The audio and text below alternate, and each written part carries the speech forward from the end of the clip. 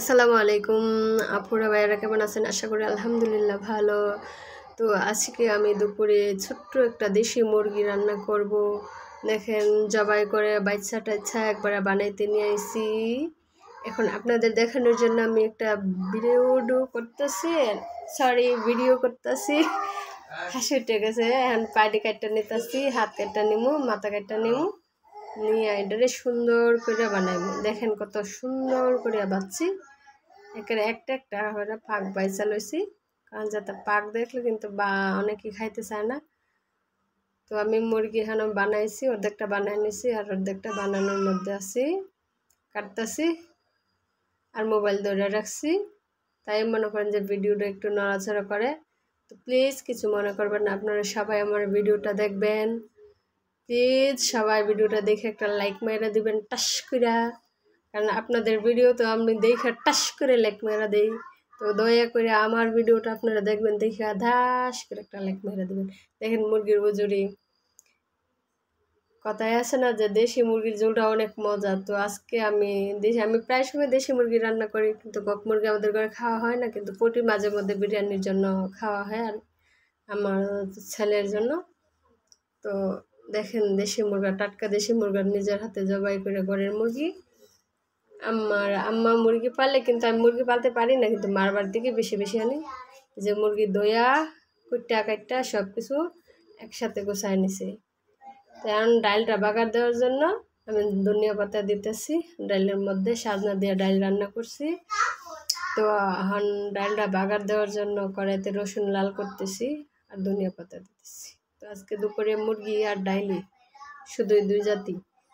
তো কারা কারা এমন শর্টকাট খাবার পছন্দ করেন সবাই মানে কমেন্ট করে জানাইতে পারেন। দেখেন রসুনটা লাল করিয়া ভাজা নিছি। ভাজার পরে এখন দিয়া দিব ডাইলের মধ্যে বাগার দেওয়ার পরে ডালটা নাড়াচাড়া করে রাখা দিব। এই যে বাগার দিয়ে দিলাম, এখন একটা নাড়া দিব। নাড়া দেওয়ার পরে দেখেন ডালের কালারটা কত সুন্দর হয়েছে। কালারটা কিন্তু অনেক সুন্দর হয়েছে, ডালটা খাইতে অনেক মজা হবে। তো ডালের মধ্যে টমেটো দিছি, সাজনা দিছি। দেখেন ক্যামেরা তোমার শুধু কম দেখা যায়, তো কিছু মনে করবেন না। এখন আমি তরকারিটা বসাই দিছি। কিন্তু বসানোর সময় আমি দেখাইতে পারিনি, আমার বাচ্চা চিল্লাইতেছিল। এখন দেখেন তরকারিটা বসাইয়া বড় করছে, তাই আমি লাড়া দিতেছি আর আপনাদের দেখাইতেছি। সাথে ছোট দুইটা আলু দিলাম টুকটুক করিয়া, ছোট মুরগি তো তাই দুইটা আলু দিছি। দেখেন আমার তরকারির কালারটা কিন্তু এখানে অনেক অনেক সুন্দর লাগতেছে। জানি না কার কাছে কেমন লাগে।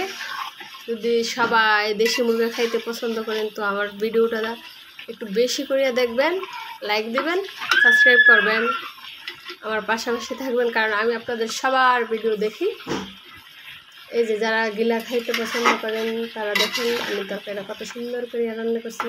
ভিডিওতে কপালে তো মনে করেন যে গিলা, ঠ্যাং, বেনা, কেলা, গাড় এগুলা ছাড়া আর কিছুই উঠে না। এটা মনে করেন যে মহিলার প্রধান খাবার। আর গোস্তগুলো যা আছে এগুলো মনে করেন যে বাচ্চারা, বইরা মানুষ, বেটা মানুষ এগুলো খায় না, সবাই আড্ডি খেতে পছন্দ করে না। তো এইটা হচ্ছে বেডি মাঞ্চের জিনিস, হাত পা কেলা মাথা গিলা। এখন রান্নার শেষ পর্যায়ে দেখেন ডাল সাজনা দিয়া নাড়া দিতেছি। কত সুন্দর সাজনাটা সিদ্ধ হয়েছে, অনেক সুন্দর, মাশাআল্লাহ অনেক সুন্দর লাগতেছে ডালটা, কিন্তু খাইতে অনেকটা টেস্ট। আমার ঘরে ডাল প্রচুর চলে। এখন দেখেন মুরগাটা কালারটা নামানোর পরে কত সুন্দর হয়েছে, মাশাআল্লাহ। আপনারা সবাই দোয়া করবেন যেন আমরা খাই অনেক মজা পাই। তো আপনারা সকলে ভালো থাকেন, সুস্থ থাকেন। খুদা হাফেজ।